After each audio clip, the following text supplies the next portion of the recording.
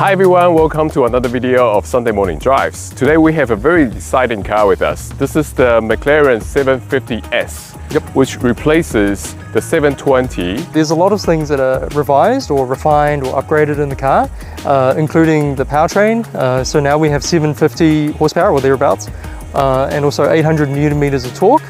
The car is also somehow 30 kilos lighter than the 720S. Which is close to 1.4 tons. It's got a carbon tub, so that really helps. Yes. And special thanks to gearbox McLaren for lending us this car to review. So come along with the ride and we'll show you the inside and outside and do a drive and a full review of this car.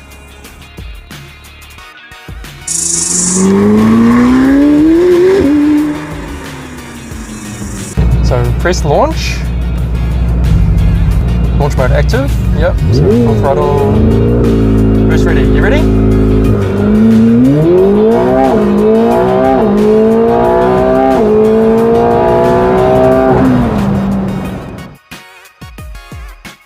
So this 750S looks similar to the 720 actually. There's not much major difference, but there's lots of details that's different from the 720.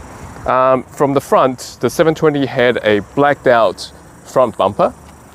With the 750, this is all body colored. And so you get some really nice intricate carbon fiber pieces. I mean, that is not a simple piece to produce in carbon fiber. And with these parts that's open, you can see close up, you allow air to actually go through these openings. So these are a new design set of rims just for the 750S. They are a staggered setup with 19-inch in the front and 20 at the rear. The front sizes are 245, 35 R19s, and at the rear they are 305, 30 R20s. These calipers, this is the first time I've seen this kind of color on a caliper. Oh yeah, true. It's a sort of like a mixture of colors.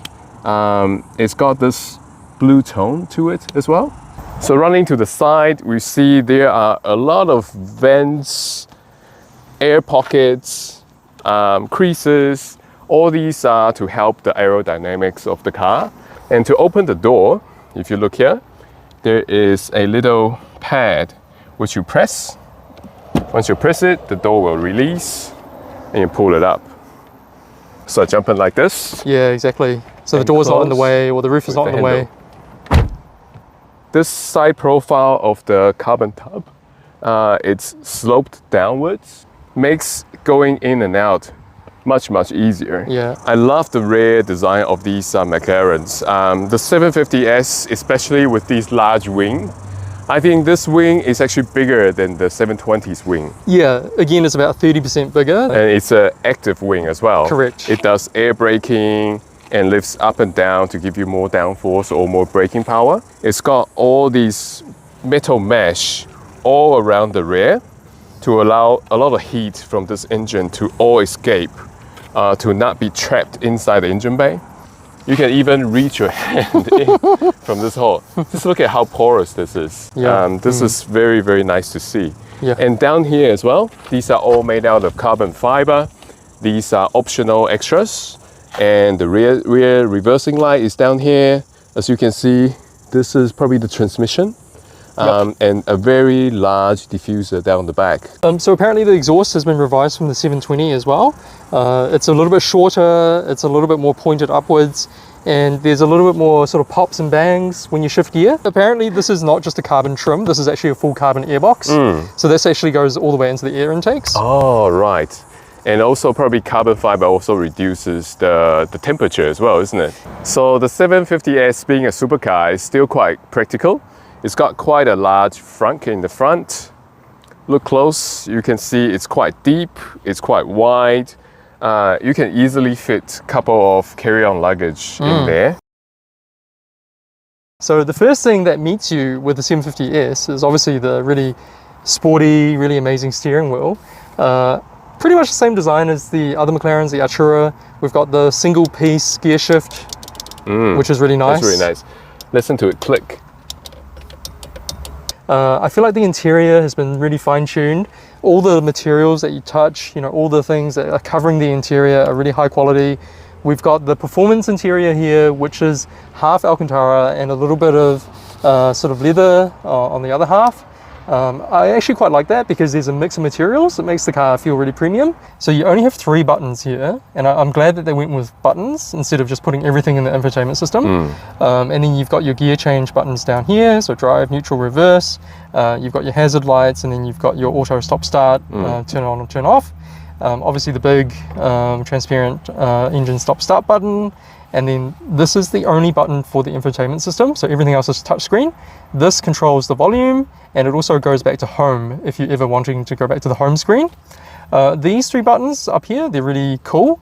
So we've got the aero button, which controls the wings, so you can actually lift the wing if you want to on demand. There's a Speedy Kiwi button, which is new. So apparently this is like individual mode. You can set it up in the infotainment system to have your own settings and your own driving modes. And same with the rest of the infotainment system. Everything is really intuitive and it's really simple. They've really tried to keep it as simple as possible. So we've also got the central driver's display, which is again very focused, very similar to the Artura. It actually goes up and down together with the steering wheel. You've got 4 stalks, which is again very similar to all the other McLaren cars. You've kind of got a stalk for every function, and it means that they can keep the steering wheel really simple. You don't have any buttons that you can accidentally press or anything like that. This is really You can good. just really focus on driving. So these guys are for the suspension. The handling, yes. So H for handling. Yep. And this is for the powertrain. Yes, P for powertrain. All right, so let's talk about the storage in the car. So the first thing is there's actually 2 cup holders in the car, which is nice. There's a cup holder all the way down here in this little cubby hole. So they've designed that quite well. It's quite hidden. And then there's a spot for your phone or your keys or whatever it is. And then there's a second cup holder here in the middle, which is good. That's a good spot for the It's driver. all lined in Alcantara. Look at that. And then there's a center armrest, which flips up like this.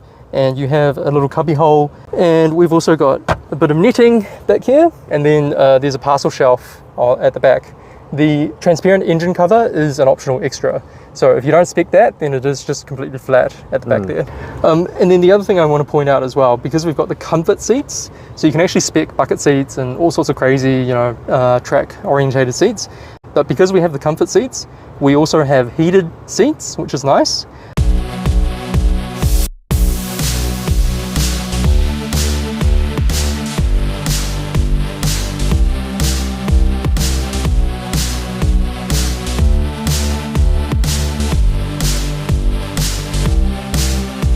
So this is track mode. Yeah. There's no rev limit. Yeah. And then sport mode, there's no rev limit. Yeah. But in comfort mode, there is a rev limit when you're stationary. Okay.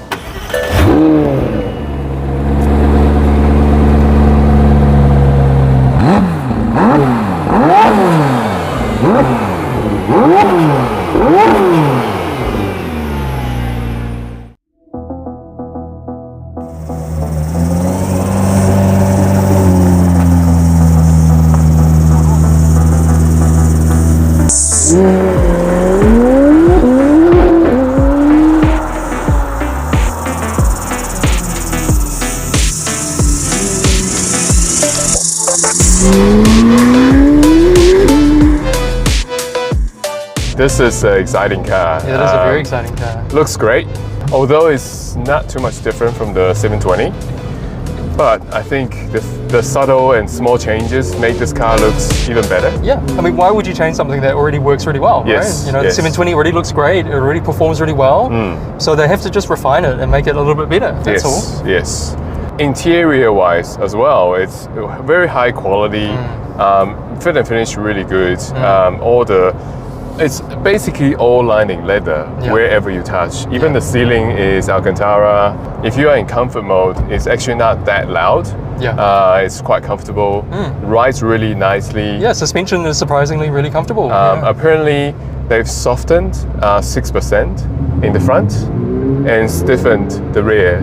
So that's actually quite good. That's interesting, yeah. So you feel a bit more comfortable driving every day. Also, I think when you're cornering, gives you more front end grip with it being softer. That's right. And with the rear being a bit harder, probably gives the rear a bit more turn. Which is a good thing for handling as well. Yeah, especially with the front lift system as well. So if you are going over driveways, if you're going over bumps, at least you know that the car will be able to take it, able to handle it. And the front lift system is pretty fast. 4 seconds. It takes apparently. about 4 to 5 seconds. 4 seconds to come up. I think in terms of just driving around, if you're in comfort mode, you know, obviously it's mainly orientated at cruising around. If you drive it in sports mode, it's totally different. It's a totally different animal. It's a 7-speed dual clutch gearbox. Yep. And it's very, very interesting. In sport mode, they sort of program the transmission to give you that kick Yes. when you change gear. Yep. But in track mode, it actually smooths it out. So in track mode, it's actually the gear change is butter smooth. In comfort mode as well, they just give you that kick in sport mode just to excite you, I guess, while you're driving on the back roads or something like that. Bit more of an occasion, right? Yes. I think that's really smart. That's cool, yeah. Yep. It's actually quite rare that nowadays these kind of modern supercars still has a hydraulic rack, steering rack. Yeah. And apparently, I think McLaren actually made the steering a bit quicker than the 720. Oh yeah. So it feels more darty. I do like how the steering weights up as you're using it, because you know, just slightly off center is actually pretty light. Yeah. But then as soon as you start turning a little bit faster, you can really feel sort of the steering rack push against you. Right. And that means that you get a bit more feedback. You know, you kind of can tell what the tires are doing. So right now we are in sport mode with sport suspension.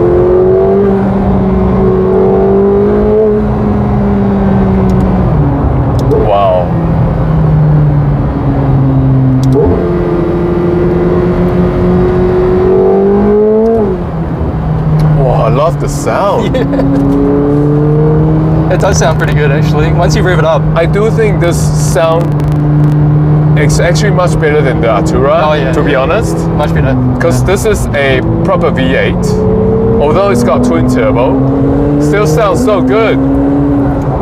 Wow. And you can hear the intake noise as well. Yeah, the turbo spool. And the turbo spooling up. Yep. Wow, that's exciting. I love that. And I mean, 750 horsepower and 800 Newton meters of torque, pushing a 1.4 ton car. This is such a beast. I mean, even like driving on these kind of back roads, you can already feel there's so much power reserve. So much potential.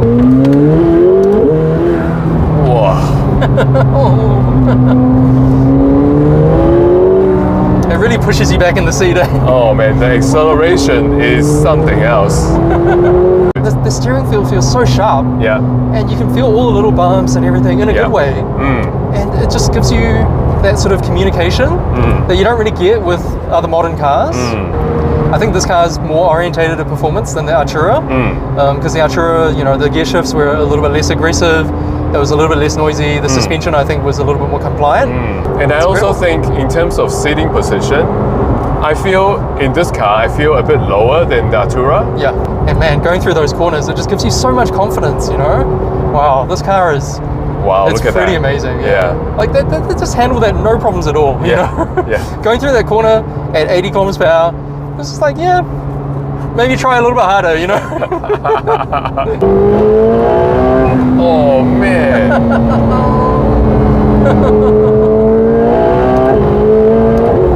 Because it's set up to do this, you know? It's literally set up and built for handling these sort of back roads and going on track. And you can just tell that the whole chassis and the powertrain and everything is just suited for this. It's really, really good. And when you're cornering, you can feel that the car is so flat. It's so flat. Even a hard corner like this, the car is not going anywhere in terms of body roll. Everything's like really flat on the ground. You can feel the G-force pushing you aside, but you don't feel much body roll at all. You can feel the rotation in the center of the car. That's right. You don't feel that there's not much understeer. The whole car is really balanced. So let's try sport mode with sport suspension and manual. So downshift 6.5, 4. Well, even in fourth gear, it pulls really hard. Once the boost builds up. Yes, but you do feel a bit of turbo lag though. A little bit of lag. Yes, you do feel a bit of turbo lag.